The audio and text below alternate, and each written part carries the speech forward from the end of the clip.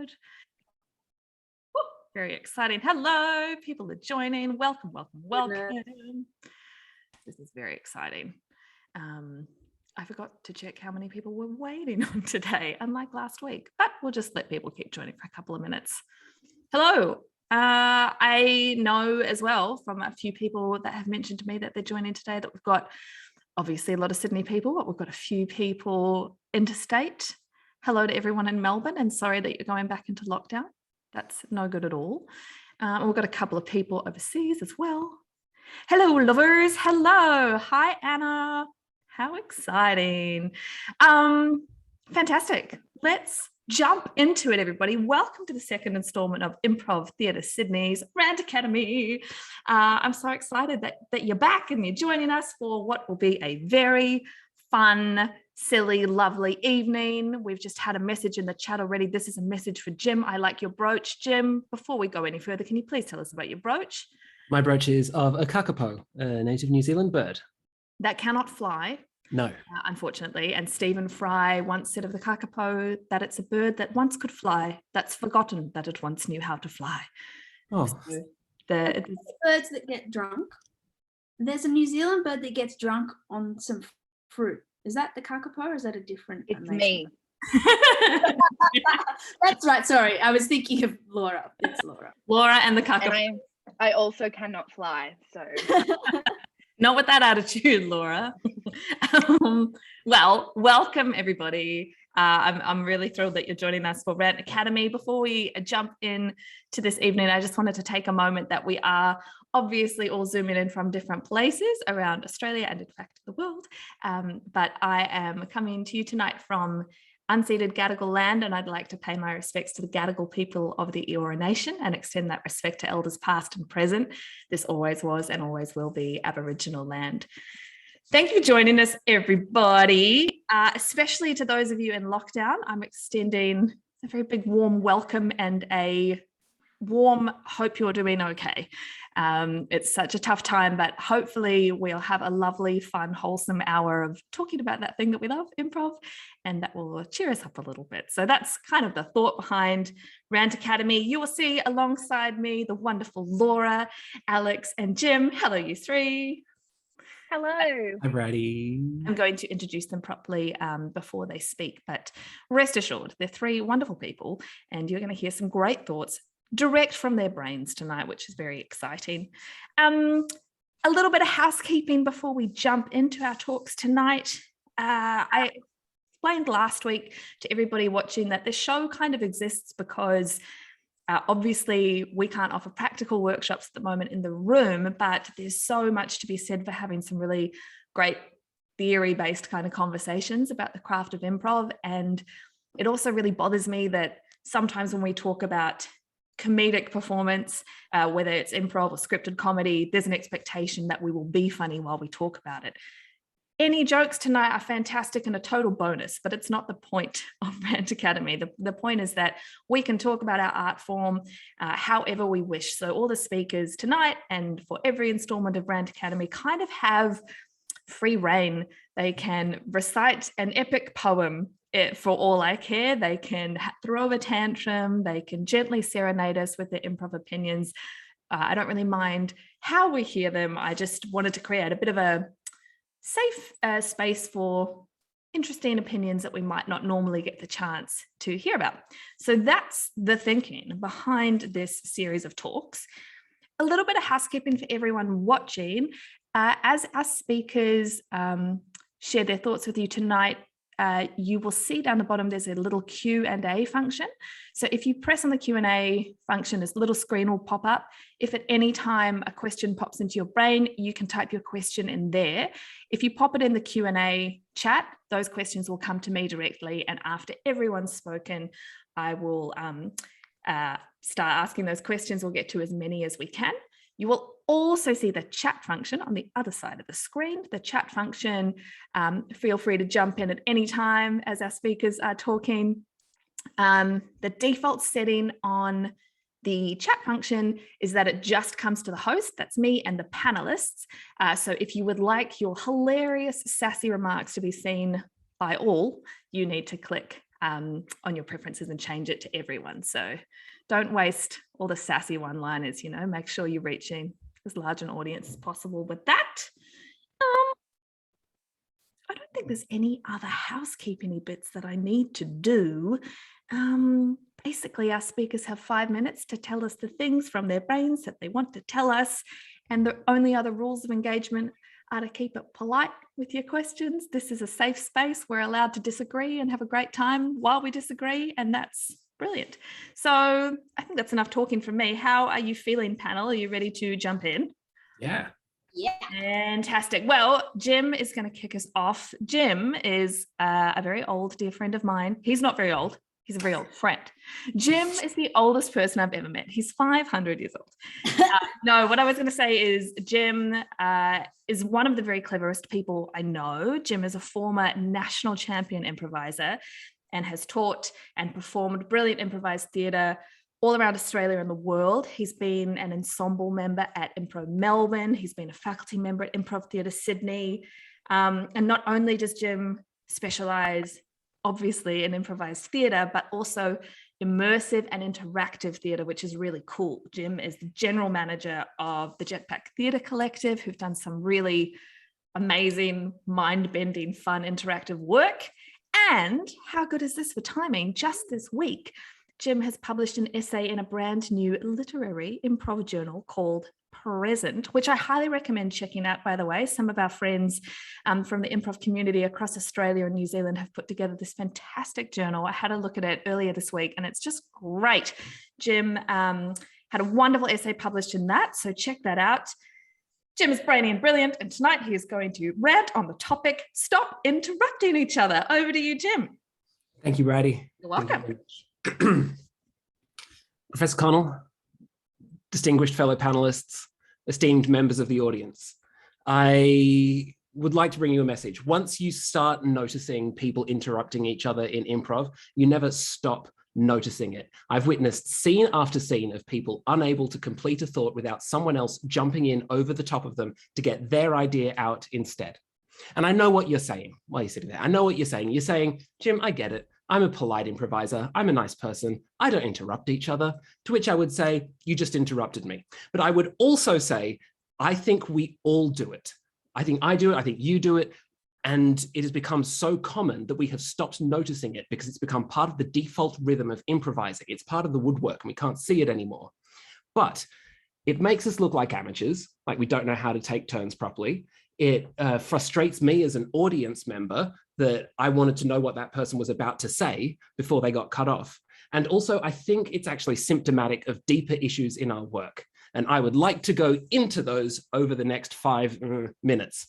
So first up, factor one, I think people interrupt each other because they're fundamentally not listening properly. It's an extension of deciding what you're going to say before your scene partner has finished speaking. So for example, someone says, Theodore, you didn't do the dishes. You never contribute around the house. I want a divorce. The person playing Theodore hears you never do the dishes and goes like, okay, well, what's the thing that I can say about not doing the dishes? How can I justify that? And then when the other person's finished speaking, they reply with, I don't know, it makes the place taste better or whatever, something. But in doing that, they've missed the other two offers in the scene, including the emotional bombshell at the end of I want a divorce. So if I know what I'm going to say before you've finished speaking, I don't actually need you to finish speaking in order for me to be able to say what I'm going to say. I might as well interrupt you. It's more efficient for everyone. We get the general impression of what someone else is saying, the character that they're playing. And, that general impression will suffice. Oh, you're a king, you do king stuff. Cool, I got that. Oh, you're a princess, you do princess stuff, whatever it is. Rather than observing and soaking in as much detail and minutiae about what our scene partner is doing as we can.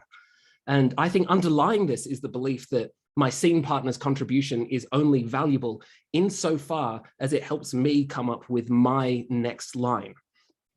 And that kind of sucks. To paraphrase Viola Spolin, when we improvise, we should be listening, not listening for. The second factor is that I think we default to always reacting and responding verbally. What can I say in reply to what my scene partner has just said? But there are so many other options that are available to you. Someone says in a scene, would you like to come up for a drink? Like just raising an eyebrow and biting your lip can be so much more powerful than saying, yes, I'd love to. Have you got any Chardonnay? Like there's so many more options available to us. And if you add into this the pressure of the expectation of a fast pace of a show that sort of like clips along like this, or you add in that the fear that not saying something is going to be construed as like not knowing what to say, then it's no wonder that the scenes start overflowing with words and the lines start overlapping each other. The third factor I think is in this is that people don't shut up.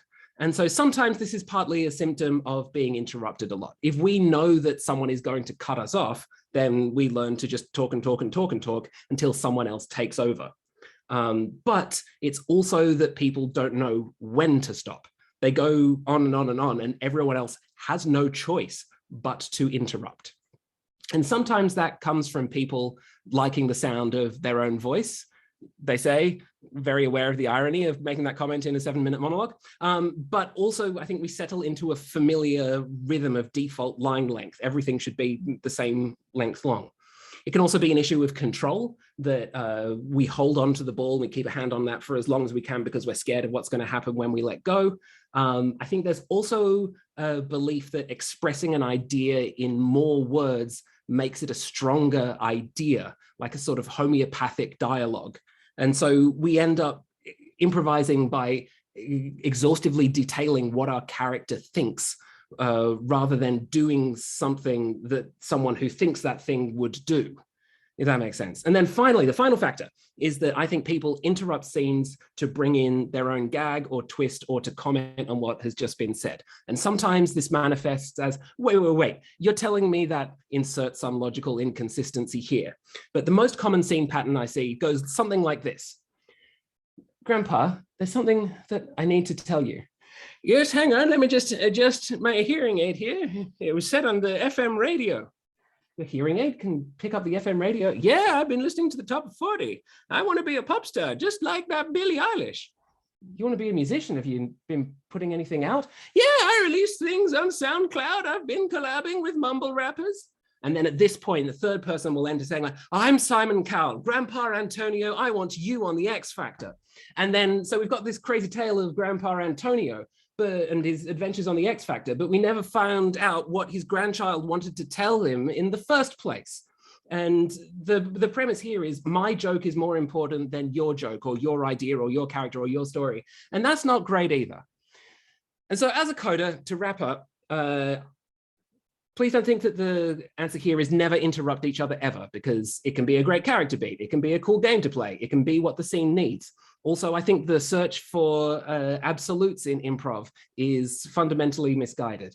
But instead, focus on how we can support each other, focus on how we can find new and exciting ways to express ourselves, give each other the space to play. Thank you very much. Yes. So nervous to unmute myself and say something less. Actually, I'm not done. Sorry, Brighton. Classic Bridie, always interrupting. That was great. We've got some excellent questions coming in already. I also have been scrolling my own questions. I have so many thoughts. I love that. I think it's a really, it's a great point that you made, Jim, about how sometimes that interruption comes from a place of fear, you know, and I think so many of our quote bad habits on stage actually come from that same place, which I'm sure we'll jump into later. Oh, I loved that. That was fantastic. So we'll jump into some questions after everyone's spoken, but thank you, Jim. That was so much food for thought. I loved it. Great. Well, next up, we have the truly wonderful Alex Lee. Alex is an ensemble member of Improv Theatre Sydney and has also taught sketch comedy for ITS. She is a TV presenter. That stands for television. I know. Cool abbreviations. Alex is a writer and actor with a background in live comedy and journalism. You are able to catch her currently as the host of the brand new ABC TV quiz show, Win the Week, which is hilarious, and I highly recommend checking it out. She's hosted for The Feed on SBS. She's been a writer and presenter on The Checkout, The Chaser's Election Desk, The Roast, Saturday Night Rove, the list goes on. Before her performing career, Alex worked as a journalist, producer, and newsreader on ABC News and as a political reporter for BuzzFeed. Just very impressive resume here. Tonight, Alex has got some excellent thoughts for us about object work and a whole bunch of different things. So Alex, over to you, rant away. Thank you, Bridie. Thanks, everyone. This is such a lovely thing. I have a lot of bad habits when I do improv that Bridie mentioned. And I think it's because when I started improvising, it was doing theatre sports at uni, which is very fun, but we never really think about if it was good or not, or if we're doing good work. When I started out, which was in 2006, so 15 years ago, Jesus, Cale Bain wasn't even in Australia yet. So no one even knew you could do improv that went longer for 2 minutes.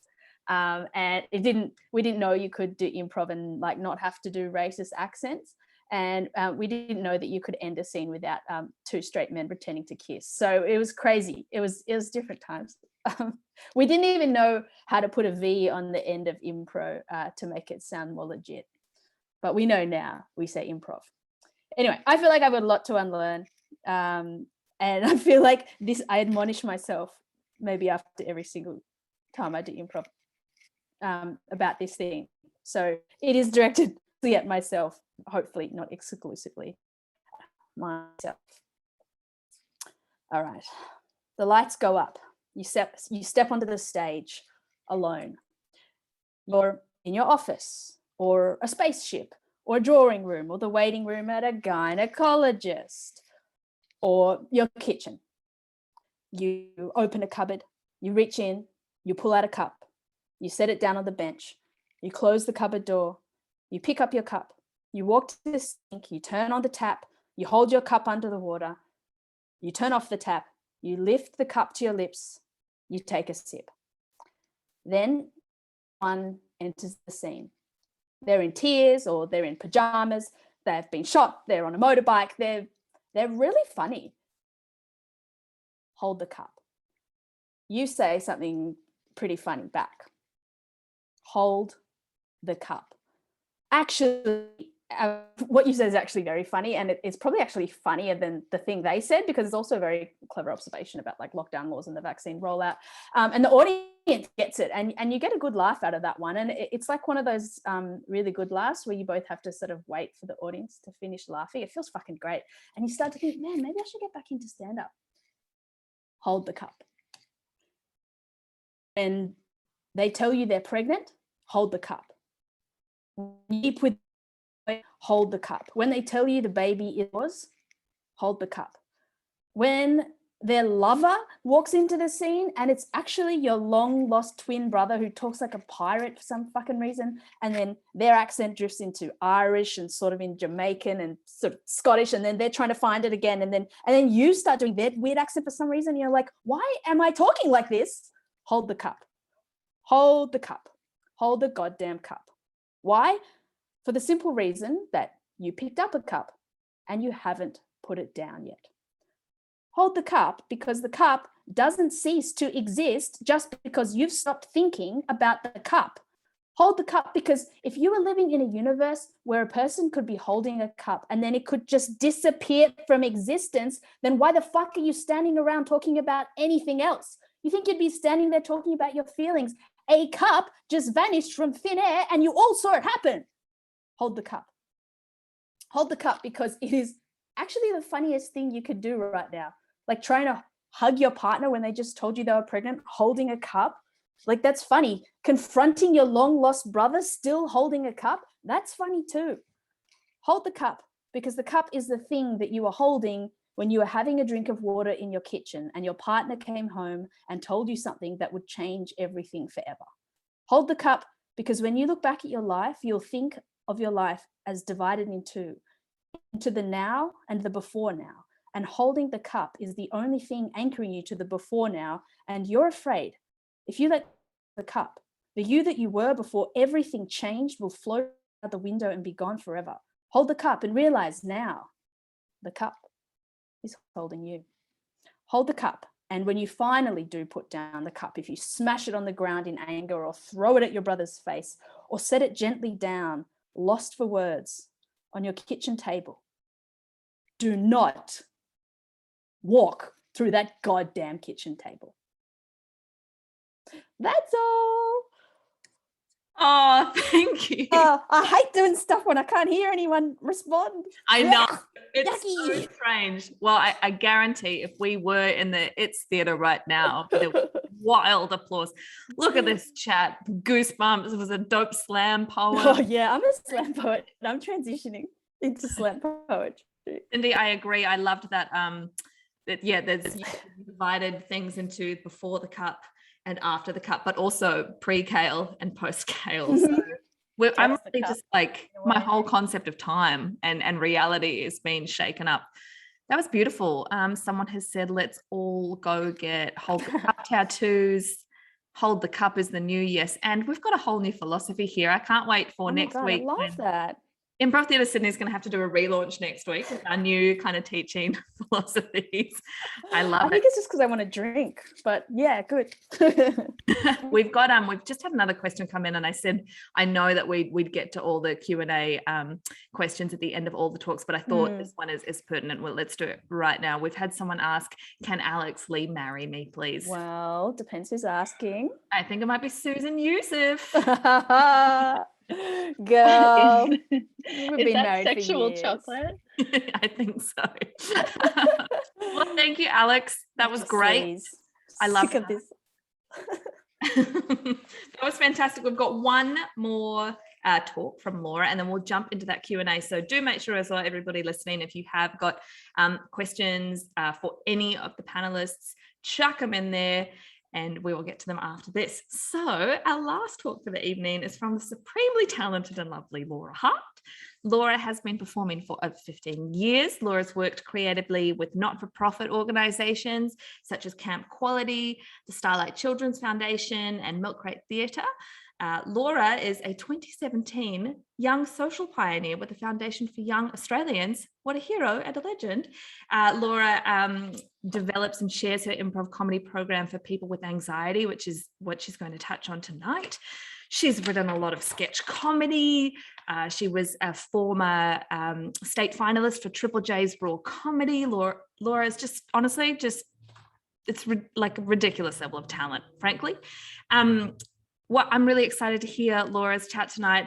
One of the things that Laura is really big on is the intersection between mental health and improvisation. So I'm really excited to hear the insights that we have, because as we so often remark on at Improv Theatre Sydney, of course, improv is a fantastic tool for us as performers and creatives, but also gives us so much just as humans in the world. And so I think we're going to get some really great insights.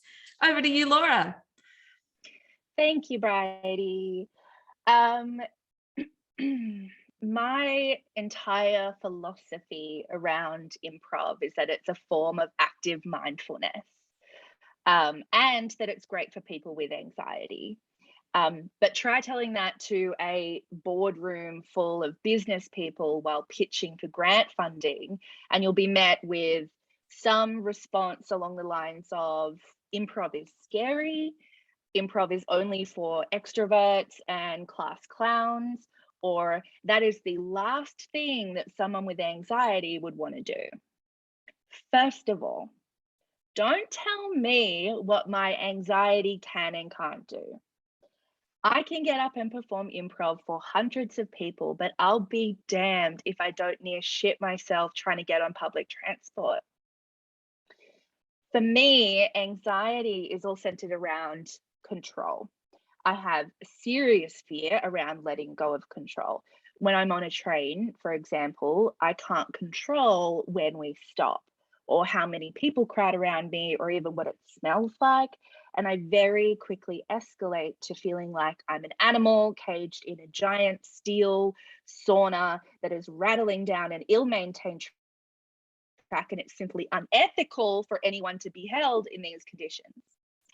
Secondly, improv is perfect for anxious people.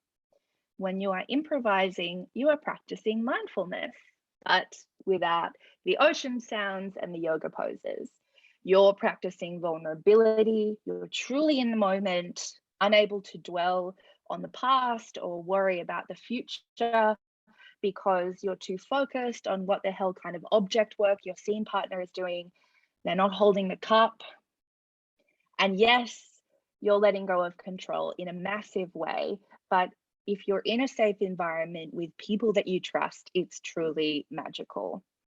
It's not just up to you to make any scene great. Improv is a team sport. Your scene partners always have your back, which takes the pressure off you and hopefully allows you to have fun. I've had a few people suggest to me that I should do scripted work instead, and that would be a much easier path for me as someone with severe anxiety. And I've tried it, but I found the exact opposite. With script, someone has decided exactly what you are going to say. A director has told you exactly where you need to stand. A designer has told you what to wear. The lighting woman has told you to find your damn light. And if you mess up, you really mess up. In improv, you can't mess up. You really can't. I know that improv teachers say that and everyone rolls their eyes because they're like, yeah, right, but you can. It's true. You can do anything. You cast yourself in every scene you're in. And as someone that has worked in the casting industry, I can say how freeing that is to be able to cast yourself. If you want to play a superstar, great. If you want a power trip, play a king. If you've ever wondered what it's like to be a piece of dust, go for it. You can wear what you want and say what you want, and it is true freedom. Now, that's not to say that it is not nerve-wracking. Of course it is. A little known fact about me is that I get stage fright, really serious stage fright, which is super annoying because I love being on a stage, and that's the career path that I've chosen. It kind of feels like an astronaut that's allergic to space. I remember the first time that I was performing improv on a big stage. It was my level 3 graduation from IT, and we were at the Giant Dwarf Theatre, and my mum was in the front row because she's always in the front row, and she's listening now. Hi, Mum. Kale was my teacher, and I was so mad at him because he was so vague and relaxed, and I was about to pass out, and I just couldn't understand how he could be like that. They called my name out to go on stage, and I quickly ripped my necklace off because I felt like it was choking me and I was so close to vomiting, but I ran up on stage and it was worth it. That's the thing for me, is that if I get on a train, I will be sick to my stomach and maybe I'll vomit in my handbag and have to throw everything away and stand in the train sobbing with vomit dripping out of my handbag. Maybe that will happen. That's just a random example. If I improvise, I know I'm also going to feel really nervous. And before I step on stage, I'm going to feel sick. But once I do it, I feel amazing. I'm connecting with people, I'm laughing, I'm surprised by what's happening. And I know that at any time I can step onto the back line, I can tag someone else in, and I can take a breather. It's a team sport. And as with all things, the more you do it, the easier it gets. The thing is, I find this incredibly hard to explain, let alone summarize, especially when I'm standing in a fancy boardroom, feeling like a fish out of water, asking people for a pile of money so that I can help other anxious people improvise. So I didn't get that funding. They just didn't understand how these two things could go together. But I kept chugging along, and eventually someone bought into my crazy vision, and they did give me some grant money. And for the last year, I've been hosting improv workshops with a social worker for people with anxiety. And the moral of the story is that I'm right, and improv is great for anxious people, and anyone who thinks otherwise can suck it. The end. I love that. What a fantastic moral of the story. I love that. And all speeches should end that way. Yeah. Some fantastic comments here that would just share. As an anxious improviser, I appreciate your hard work, and you're totally right. Love this take from Laura. You're right. Improv is great. You're fabulous. Absolutely. And we need more improv on trains, which Josh has been years. Thank you so much, Laura. That was beautiful. Kale has just posted a link to a book that expands on mindfulness and improv. Fantastic. So we'll jump into some questions and a bit of a convo off the back of all of those fantastic topics that you've spoken about. What I really like that sort of emerged as a bit of a theme, quite by accident tonight, is this idea of fear and mindfulness. You've all sort of touched on it in various ways. Jim, of course, like defaulting to interrupting and filling the silence comes from a place of fear. Obviously, Laura, you've just spoken about that need for mindfulness and our anxieties around losing control when we're improvising. And of course, I think as well, Alex, when you're losing objects and putting down the cup and picking it up, that's because you're not present, you're not mindful, you're thinking ahead, right? So I think that idea of mindfulness is a really important one, and it's come through everything that you've spoken about. So let's jump in. We've got a few questions around that. What I thought we could start with is this question. Oh, where did it go? Hang on. I've written it down on my list. A question that Hayden put at the top here, which was after Jim spoke, which was, hey, Jim, when do I know to shut up? How do I know I've done my job as a scene partner? But what I thought we could actually maybe slightly reframe this question for everyone is not, how do I know I've done my job as a scene partner, but what do the three of you look for in a scene partner? What is helpful to you in a scene partner? Jim, do you want to kick us off? Wow, that's a big question. To quickly answer Hayden's question, it depends. It depends on the scene. It depends on the show. Sometimes a really short line's going to do it. Sometimes you need a whole monologue. It depends what's going to inspire your scene partner, inspire the audience. What do I look for in a scene partner? Someone who's willing to take risks and jump into the unknown with me, even if we don't know what it is that we're doing, but the fact that we're doing it together and enjoying that process of discovery. That's what I'm looking for. Someone where I'm throwing them up in the air as much as they're throwing me up in the air. I love that. Laura, what about you? I look for someone who, when we're stepping out, like makes great eye contact, and you have that nanosecond of like connection where you're like, we've got this, like that little like grounding moment, and then that can set you off for the rest of the scene. So someone who approaches the scene with curiosity but also is willing to connect with you before you take on that, whatever is about to happen. Love that. And Alex, what do you think are some of the good qualities of a scene partner? I think someone, like, when I think of the people who I feel safe with on stage, like, okay, look, we're gonna step out, something's gonna fucking happen. It's definitely, like, it's so simple, but just someone who I know is listening, which really touches on things both of you said, like someone who I know that whatever I've come on stage with as my offer, that they've listened and looked as well and taken it all on board, and they're confidently saying to you, let's go with this. Let's run with this. And then, if you feel like once you have that connection, you can change and you can pivot and do other stuff, but you still, I think that's what makes it pleasing for me.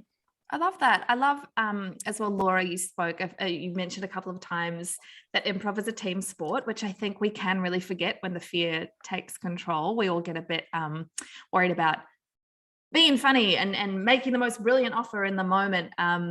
And sometimes that can, come out in interruption or losing your mindfulness and presence in the moment. And we had a question about that as well. It sort of, where did it go? Here it is. Sometimes actors interrupt to beat the other performers with their wonderful response, sort of a competition on stage. Would you agree? Does anyone have any thoughts on that, about seeing competitiveness come through sometimes between scene partners? Yeah, like all the time. Yeah. Like, and there's scenes where that's the game of the scene, especially short form stuff. Those ones where it's like everyone's jumping on, with the different offer, and that can be really fun.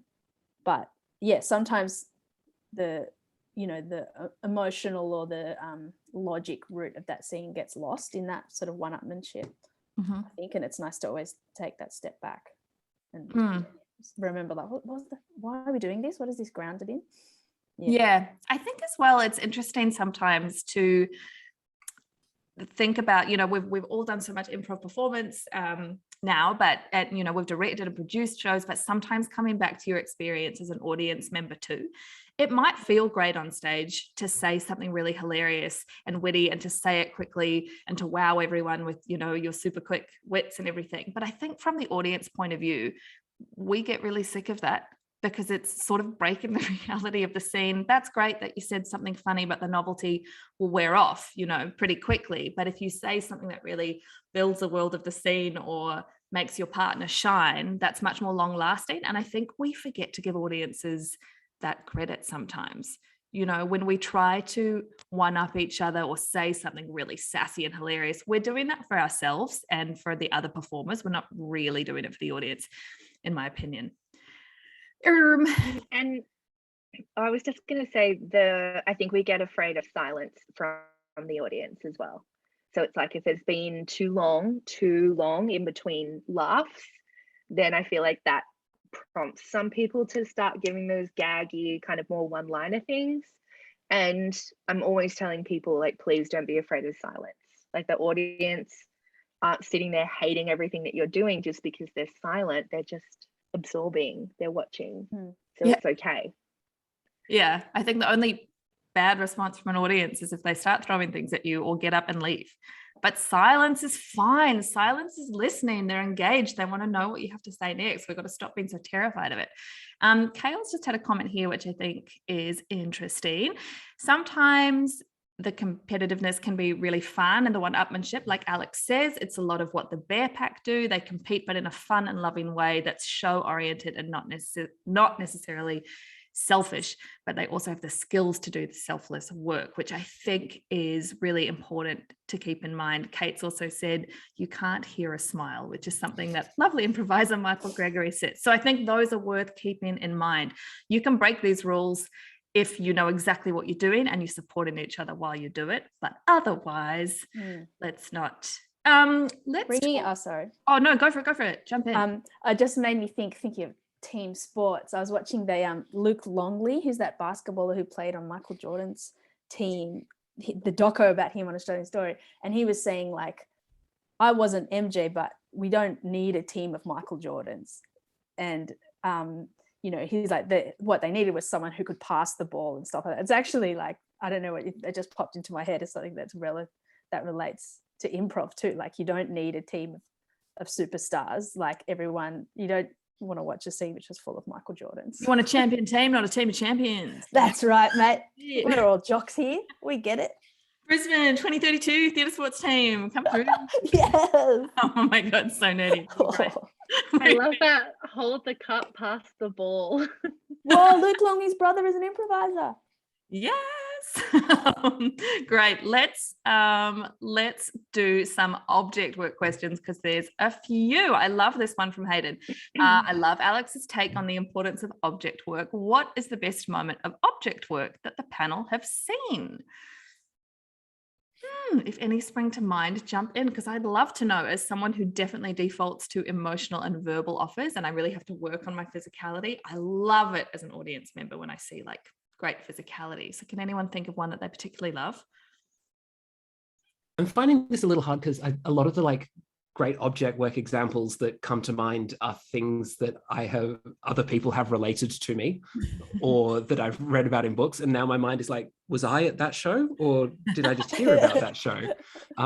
So the other one that I know that I was at that's really coming to mind is a show where there was a set and they were doing a film noir scene, and there was like this gorgeous wooden desk with drawers, and someone sat down in the detective's desk and opened a drawer and found that there was a gun there that they didn't know was there. And so they, as the character, was finding it, and they, as the improviser, was finding it at the same time. And so they were delighted by this thing, and it gave them this whole emotional arc. They're like, you brought a gun to this office? I can't believe. And so like it reinforced for me the importance of like getting to play with props as well, and using that as a whole avenue that a lot of the time we just mime everything, but there's so much potential in using props as well. That just blew my mind, because like imagine improvising something and not knowing that thing was there. Like whenever you mime, you're like, your character always knows where the thing is, but you never find anything unexpected. Well, I don't, because I'm not very good at it, but that's awesome. Like finding mime an object that you didn't think was there. I have to remember to do that next time. Yeah, like be surprised by what's in the drawer. Yeah. I love that. The one that springs to my mind is not so much a moment of, I mean, it arguably is object work, but it's more environment work. When I saw my first ever theatre sports show at Manning Bar at Sydney Uni, and I just moved to Sydney, and I'd like done some theatre sports at high school and everything, but I went to Manning Bar, and like the bar was so full of people watching this show, and I was like, oh my God, this is so cool. There were all these hilarious people performing on stage, and there was a scene that sort of wasn't really going anywhere. You know, it was sort of funny, but it wasn't developing. And then somebody just provided a voiceover that said, meanwhile, at the home of Johnny Dinosaur Arms. And then the actor came on stage, and all that happened was that there was a telephone ringing, and poor old Johnny Dinosaur Arms had these tiny T-Rex arms and couldn't reach the receiver of the telephone. And they held on it for probably about a minute, and it was just devastating because this poor dinosaur really wanted to pick up the phone and have a conversation, but so bought into this environment and the fact that they had T-Rex arms that of course they couldn't pick it up, and the phone rang out, and the whole audience was so devastated. But they were not afraid of silence, which was great. Nobody came in and interrupted that offer. They just let it breathe, and that meant the payoff was so much bigger, which I loved. So that's one that springs to my mind. Yes, I love that. Oh, look, there's some great comments in the chat as well. Donald Glover at the Del Close Marathon, amazing. Best physical work I've ever seen. That's so cool. Laura, I'm sure, given that you work in casting as well, sometimes when you audition for TVCs and things, you're asked to mime and do some object work for, we've all had horror story auditions. So I'm sure you've seen some great and not so great object work in that sphere. Yeah. Sorry, just one more that I remember, video you can watch is the late, great Jason Chin in Chicago opening a series of doors to get into an underground bunker. It's going through all the sort of like get smart things, pushing them open, eye scans, going up and down staircases. And it takes him about 3 minutes to get there. And then at the end, he walks in the door in the bunker and someone shoots him straight away. Delightful. Right. Amazing. How come every staircase in improv is circular? Never seen a straight staircase. I love it. That's so beautiful because Oh, and another one. Sorry, I watched a show of it was on a set that had a door and a window in it, and one person went to open the door, and we were going to move into the next room, and then the whole cast rotated their positions 180 degrees, so then that person was then coming out of the door into the next scene. Sorry. I will stop remembering things 2 minutes after the question was asked. I love that. That's fantastic. Someone's in the chat just said, Jim just interrupted. Yeah. I remember this is one that I actually did when we were performing at the Roxbury, one of the first times I played just with Simon Greiner. And I can't remember what we did, but there was this moment we both mimed catching like a fireball at the same time. And it was just one of those moments where like just your brains have connected, and both of us, like us as like improvisers and us as characters, both looked at each other like we did it. And then it was just like, I'll always remember it, because like I think from that point on I was like, this is a person, like we've got this connection. Like it's really nice when those moments happen. That is so nice when that happens, and it's beautiful for the audience as well to really see that connection, you trust in each other. It's such a nice moment. Fantastic. Let's jump into some questions regarding anxiety. So Cale Bain, you might have heard of him. He's just like a real cute up and comer predicting big things. Has asked, for those of us who teach or direct or coach, are there ways that we can best support those struggling with anxiety in class or before shows or at jams? Which is a great question. Would love to know if there's any like tools that we can think of to add to our repertoire, Laura. I always, there's a lot of different kind of venues there. Like I think it's different for a show versus a workshop versus a class. But I always make sure that I reinforce that nothing is compulsory, that everything is optional, and really encourage people to do what feels good for them. So if they need to sit out, if they need to take a break, if they need to have a drink of water, go for a walk, come back, that is really encouraged, and that it's not assumed that everyone will be jumping up into every scene and doing every activity. Just giving people a genuine option, and making sure that it's not lip service, that you are reinforcing that it's a genuine option. You don't have to do everything, so that people can be guided by what feels comfortable, and they can decide when they want to step outside of their comfort zone, rather than you deciding you're going to step out of your comfort zone right now. So yeah, I mean, there's lots of different things. I think there's lots of different ways that you can create a safe space. Really, it goes to how do you create a safe space for improvisers, and there's lots of different ways that you can do that, and it also depends on the group of people that you have. Yeah, but that would be my main one, is just reminding people that they have agency and they have choice.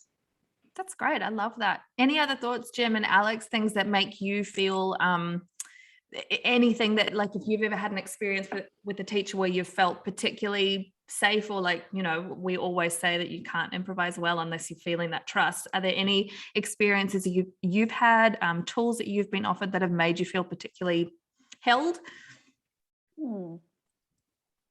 Because I know for me, for example, sorry, just to jump in while you think, I love when teachers at the start of every jam just offer the chance for everyone to do a bit of a check-in. It's so simple, but I love that because improv is scary, even if we've done it for a long time, even if we don't struggle with anxiety and we're feeling really confident that week. You never know like what's going on with someone, whether, you know, it's something we need to be aware of physically or just subject material to avoid or whatever it is. Even if I feel great, having someone ask me the question, is there anything I need to know today before we jump into a jam? It honestly means the world to me, and it makes me feel really safe in that space. Yeah, any other I think things? it's also good to if you're facilitating a check-in, to participate in the check-in. Yeah. As a way of like modeling, not to be like, hold space for me, I'm feeling well. As a teacher, you know, you're obviously holding space for everyone else, but I think it's important to say, yeah, I'm a little tired today, or I'm full of energy, or I'm really excited, or whatever it is, so that you can, for people who aren't sure about, or can I be honest, or can I really check in, you turning up and being part of that check-in, I think puts everyone on the same page as well.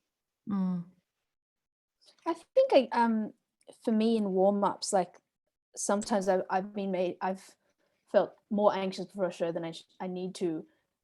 If I guess it's the type of warm-ups you do and the order and stuff you do it in, because if they're really like gag based, or if they're like some of the real quick thinking ones, like having to rhyme and stuff, when your sort of head's not in the zone yet, that can actually, I think, have the opposite effect of making you warm. Like you're like, oh my God, there's nothing funny in that warm-up.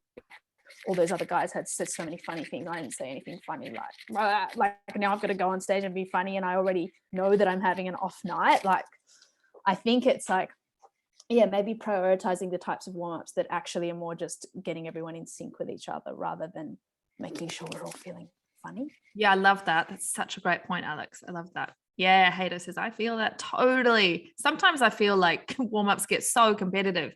We're all trying to impress each other because we perform with each other and we want to make each other laugh. And we forget the point of the warm-up is just to get us on that same page, you know, feeling that group mind. And also we exist in the theatrical form. It's to get our voices ready and our bodies ready, but we forget that, you know, we're just like, oh, we're going to be funny. Jim, did you have anything to add before I jump to our next question? The things that have made me feel like held, or like that I found of like supportive people, is creating the double thing of like creating an environment where people feel like they are enough, like literally telling people as they go into the scene, like, as you do the scene, like, you are enough, like you're not lacking in X or Y, you're not too extra, you're not too quiet, like whatever it is, whatever you bring to the scene is going to be authentically you, and that's great. There's technique on top of that, but as a base starting point, you are enough. And then also working with Improv Melbourne in Melbourne, I was about to say where it was, and then I realized probably don't need to, I took a class with Catherine Weaver, and she like teaches people like if an exercise goes wrong, throw your arm in the air and yell again, and like encouraging that like freedom to fail. Like if it goes wrong, like it's bad wind, it flies away. You can go, we got it wrong, and we'll try again. And having whole classes like get that from the start, that's made me less worried about getting it right, because if I get it wrong, whatever. And also there is no right, but anyway. Right. I think something that I struggle with, and something that I'm actively trying to improve as a teacher at the moment, is creating that safe space while people are learning, allowing them to do things like interrupting each other or steamrolling scenes, or doing those things that you do when you learn, whilst keeping the environment safe for everyone. And because I know there was a question here about like why don't teachers stop people who interrupt too much, and that's always a struggle for me. Like that's my biggest challenge, is trying to encourage people who are learning, and it depends on the level that I'm teaching, whilst keeping it a safe space for people. And so I've kind of like made a bit of a pact to myself that I'm going to try and speak up more and advocate more for class members when there is someone who is displaying that kind of behavior that leads to negativity and competitiveness and all of that stuff. But yeah, you're like, teachers are human, and it can be really hard to get the balance right, because when people are learning, they're going to be doing those things that aren't so great. Does that make sense? Yeah, it does. And I think it's important as well. I was actually just about to ask that question to everybody next. So the question was, why, what about teachers who don't interrupt students? Shouldn't they jump on that? But just off the back of what Laura's just said, it's also really important as we grow and learn that we interrupt and we drop the cup and we do terrible scenes. It's crucial to your growth. If I interrupted a student every time they did anything that wasn't perfect, I would have the worst improvisers in my class, and so of course there's like a fine line where we go, all right, you're getting into this habit where you're interrupting, or you're making somebody feel unsafe. Of course we've got to interrupt. That's not going to fly, and that's our role as a facilitator and coach, to make sure everybody feels safe. But also it's our role to make sure that you do some terrible scenes sometimes, and you can reflect and do some self-aware kind of thinking about that afterwards, to be like, okay, next week, how am I going to be slightly better? Kate's just put in the chat, you got to fall over to learn how to walk, baby. Exactly. I love that. Cool. We got time for a couple more. Okay, this is a question off the back of Laura's talk, but here, I agree that this is from James. I agree that improv is an incredible tool for anxiety therapy. I've always felt that it comes less from fear and more from giving me the belief that I have the ability to adjust and adapt to anything that could come at me. James would like to know your take on this, Laura, and I'd also just love to know from anyone different ways that you feel like you can improve your agility and adaptability on stage when things are flying at you, because that is terrifying. So Laura, do you want to jump in first, your take on that? Yeah, it's interesting. I had a job interview the other day, and in the interview they asked me how I feel in working in the grey, and they meant like grey areas where things aren't very clear cut, because it's a brand new role and it's a new program, etc. And I was like, I love grey area. My career is in grey area. That is what I do, is play in the unknown and approach everything with curiosity. And I think improv does, like James said, help you to react to things in the moment, and if something's not working, pivot and be flexible. And the thing that I always say is to approach with curiosity, because I think that takes the fear out of it. It's just like, is this thing going to work? No, cool, all right, I'm going to go over here for a second. So I think that is really, really great. That's a great, word to take away from tonight. Curiosity. That's a really lovely guiding principle. Jim or Alex, any things that help you feel a bit more adaptable, agile, or curious on stage?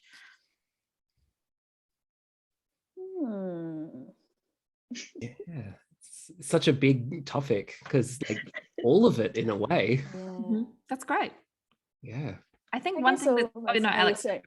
No, I don't really have anything, so you go.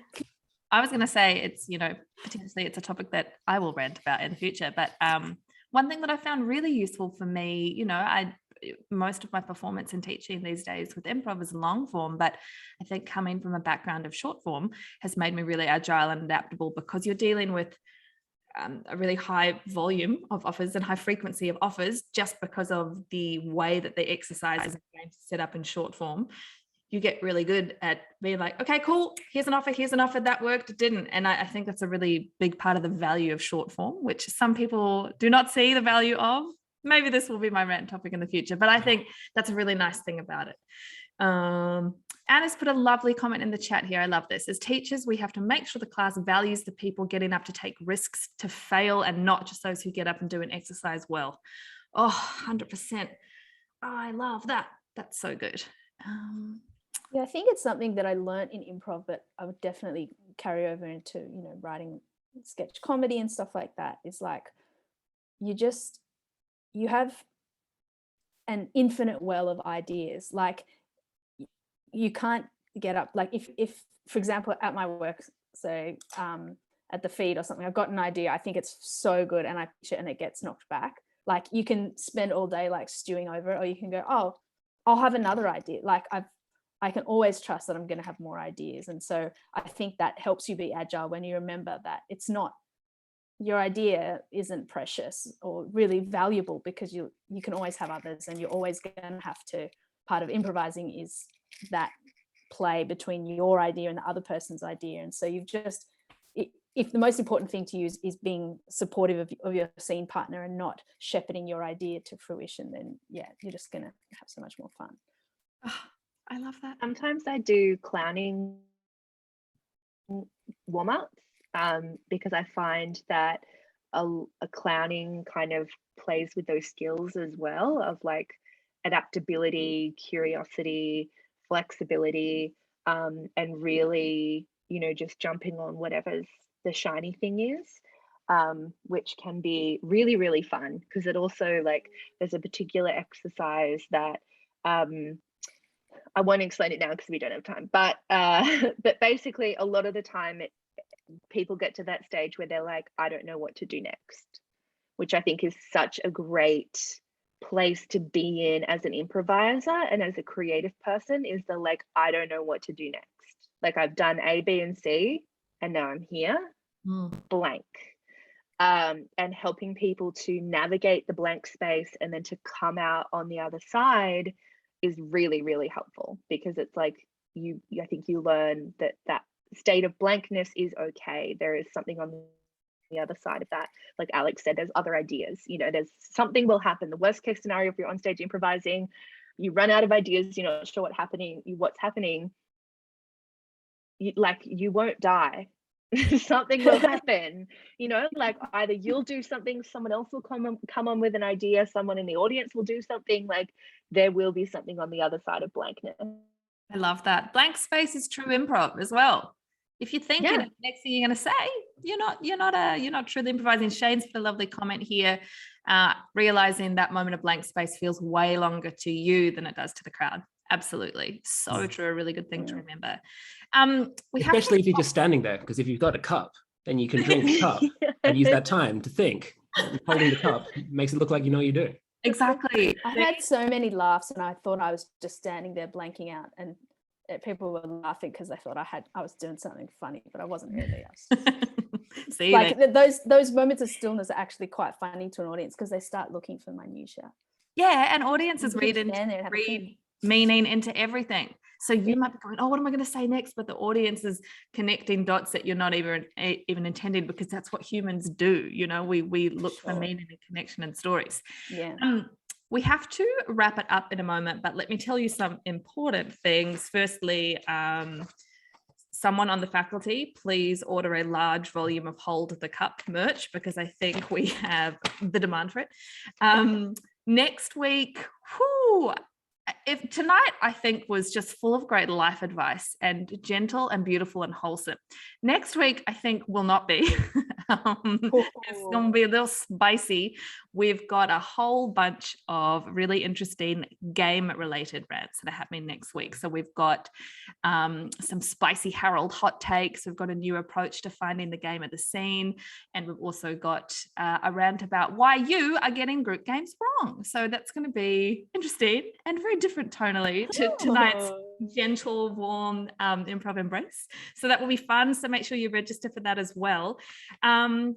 Thank you so much, Laura and Jim and Alex. Everything you said today was just beautiful for improvisers, but also, beautiful life advice. I love the idea of being mindful and curious and supportive. So thank you very much. And please check out Jim's wonderful essay in the new Improv Journal Present. Please check out Win the Week. Laura, is there anything you'd like to plug? I thought you froze. No, I don't have anything. I am actually, well, no, that's a lie. I'm in the process of planning kind of a Instagram live series with the social worker that I've been collaborating with. Her name is Natasha Flowers, and she's a social worker. She was also an actor, really wonderful creative person. And we're kind of coming to the end of our program. So we're going to be doing a series of talks that are looking more in depth on improv, anxiety, all of that kind of stuff. So Kale said Drag Kings trivia. I'm also a drag king. You can follow my work at the Drag Kings on Instagram. That's it. Fantastic. Thanks so much, you three. That was just wonderful. Thank you, everybody, as well, for jumping in with your great questions and for listening. We really appreciate it. And I hope that everybody stays safe and well in lockdown. And in the meantime, we'll stay creative and connected with improv and all of that fun stuff. Stay safe, everybody. Thanks for joining. Thank you, Bridie. You're welcome. Thanks, Bridie. Thanks, Thanks, everyone. everyone. That was so sweet. Bye. Bye.